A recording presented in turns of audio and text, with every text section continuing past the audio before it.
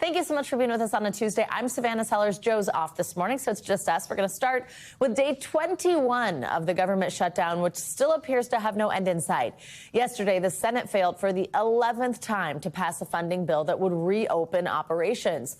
Meanwhile, millions of Americans are about to feel the impact. The SNAP program that helps more than 41 million people get food on the table is set to run out of money at the end of the month. Many federal workers now about to miss their second paycheck. And with no progress on health care negotiations, Americans who buy insurance through the Affordable Care Act will see their future premiums skyrocket when open enrollment begins so soon here. That's on November 1st.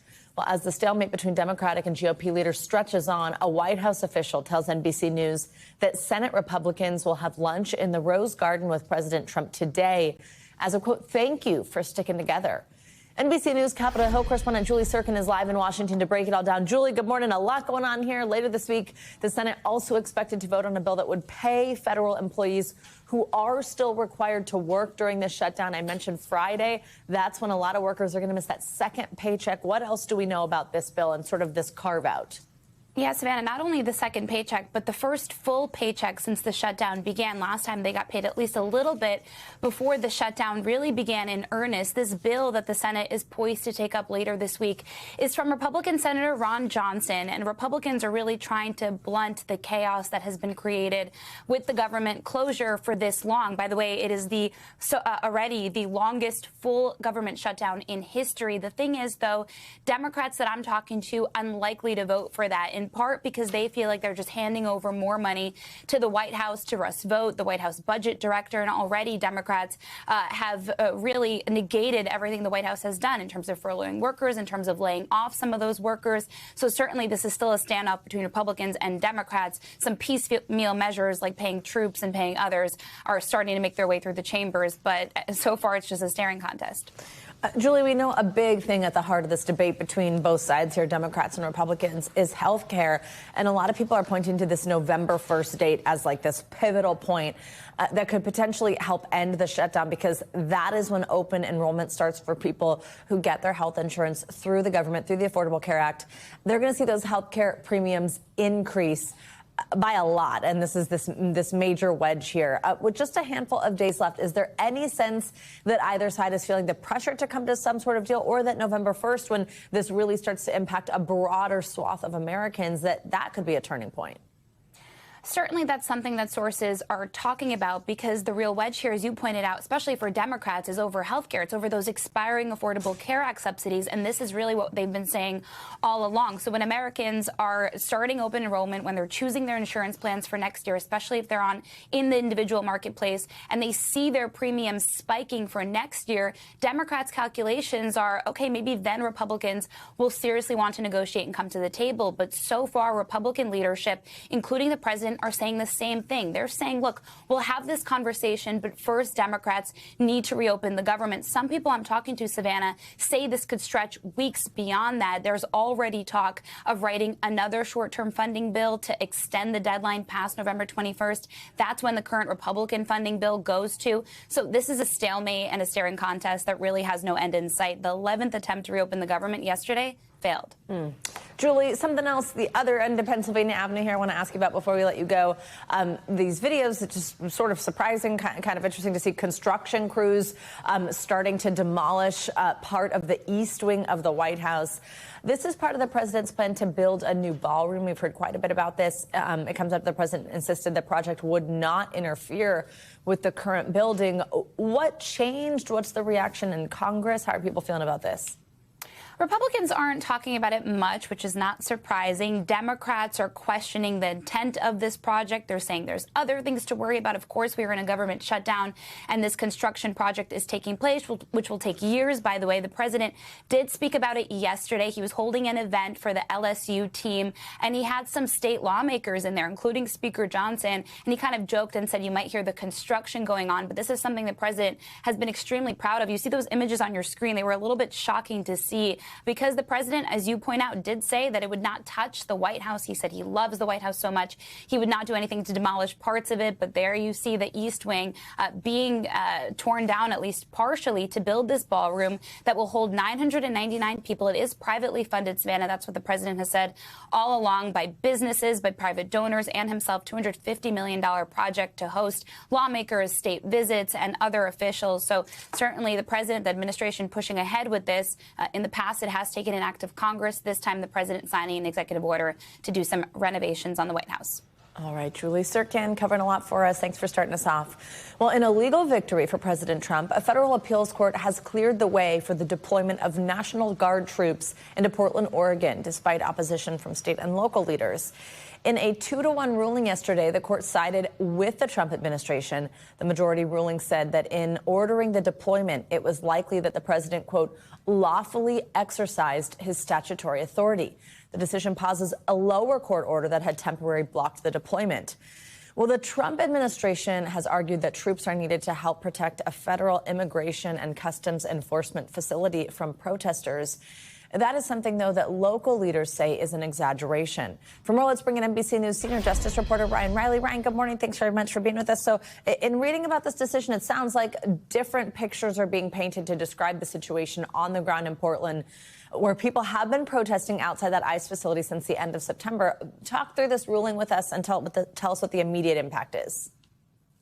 Yeah, so the lower court judge found that Donald Trump was basically basing his opinions, and this was something that he made a comment to NBC News about, on what he was seeing on the news, what he was seeing on Fox News. And some of that footage was very old, so it was months old, so it wasn't actually representing what was happening on the ground. More recently, as you see here in this footage, protesters have tried to make a point, try to point out what they see as the ridiculousness of the reaction from the government by dressing up in these costumes and creating this sort of spectacle that is meant to sort of chip away at this notion that that this is a war zone. Remember, this is only affecting, a very limited part of the city overall. And even in the ruling that we saw from the appeals court, they said that, the president may be exaggerating the extent of this, but is entitled to more deference in his decision-making process. But, they may be exaggerating the extent of the problem on social media, but that does not change the other facts that provide a colorable basis to support the statutory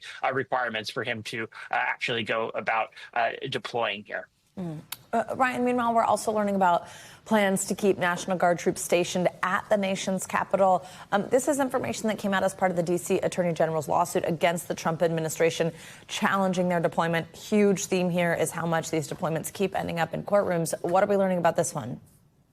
Yeah, some viewers might forget, but there's still this deployment in D.C. on a regular basis. You see them sort of every day mulling around near metro stations and whatnot, and sort of walking the streets. But what this litigation shows in the discovery process is that a high-level official was telling his troops to essentially get ready for the winter, and then after that even extend perhaps into the summer, because there's all of these events for the 250th anniversary of the country coming up next summer.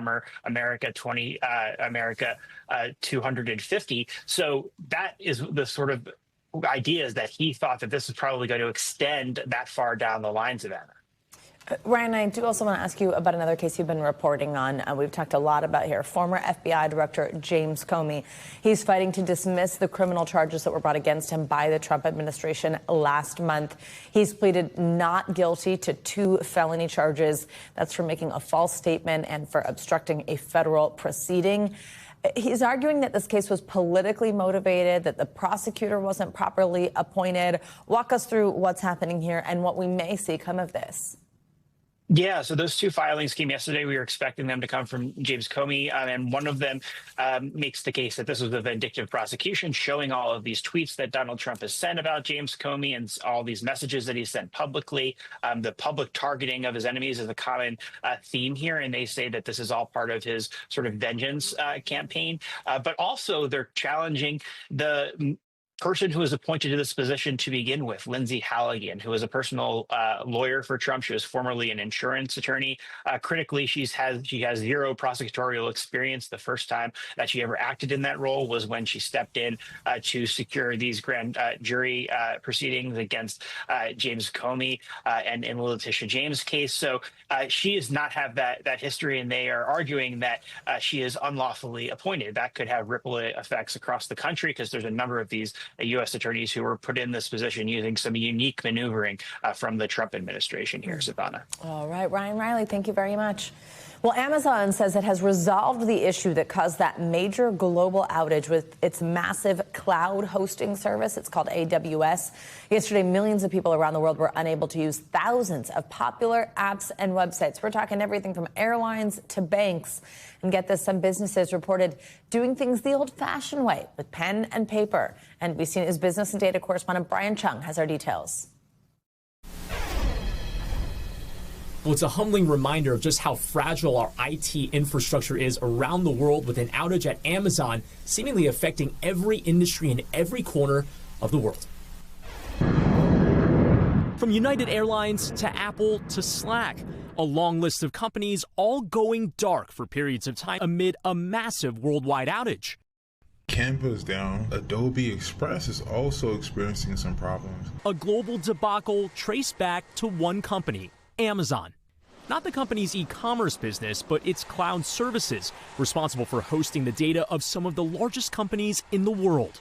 From Snapchat, guys, what is going on with Snapchat? To Venmo. Money is in there, but Venmo is down. Students left in the dark as classroom software went down. Small businesses like the True Grit Cafe in Colorado having to take it back to pen and paper to take orders. We're taking handwritten credit card information down and hope that we don't transpose the numbers that. It even impacted Amazon's own e-commerce site. The trouble began overnight, with Amazon acknowledging increased error rates. By early morning, the company claimed that the issue had been fully mitigated. But by midday, Amazon said that customers still continue to experience increased error rates. Experts say it doesn't look like a hack. When the source is quickly and easily discovered, it usually points to an accident or a misconfiguration rather than some type of attack. And we should mention that NBC News did reach out to Amazon for comment on the specific reason for why this happened. Was it the result of some hack? Amazon did not respond to that request for comment. But we should note that Amazon has a massive market share in the cloud computing space. By one measure from Synergy Research, they say that Amazon AWS has about 30% of the cloud computing market. That is by far the largest share compared to their next competitors, which are Microsoft Azure as well as Google, meaning Amazon continues to command a strong hold of the cloud computing market. Back to you. All right, Brian Chung, thank you so much. Well, officials in Atlanta are praising the family members of a convicted felon for stepping forward and thwarting his alleged plans to carry out a mass shooting at the airport. NBC News national correspondent Aaron Gilchrist has the details from Hartsfield-Jackson Airport. Investigators say the suspect's family reached out to police in Cartersville, Georgia, about 50 miles away from the airport where the suspect lives, and they were able to relay that information from the family to Atlanta police along with a photo within just minutes. How are you? This body cam video shows the moment police say a potential tragedy was averted. Put your hands behind your back. Atlanta police officers detaining 49-year-old Billy Joe Cagle, who officials say threatened to shoot up the busiest airport in the world. This individual did have a semi-automatic weapon, and this individual was mentally challenged. And when you have those combinations together, it can turn out to be deadly. Surveillance video shows Cagle parking his pickup truck right outside Hartsfield-Jackson Airport's South Terminal. Once inside, he's seen walking right up to a TSA checkpoint. He seemed to be very interested in the TSA check-in area, which you can see was heavily crowded with travelers. Authorities say they were tipped off about what Cagle was up to from his own family members. Cartersville Police Department was alerted by the family of Mr. Cagle that he was streaming on social media, that he was headed to the airport, in their words, to shoot it up. After receiving that call from Cagle's family, officers in Atlanta canvassed the area. Less than 15 minutes later, police had the 6'3", 320-pound suspect in custody. Authorities believe Cagle was headed back to his truck to get an assault rifle, which had 27 rounds of ammunition. He was unarmed when he was taken into custody. Authorities grateful to the officers who spotted Cagle and those who said something. 27 or more lives could have been lost. Cagle is facing several charges, among them making terroristic threats and possession of a firearm by a convicted felon.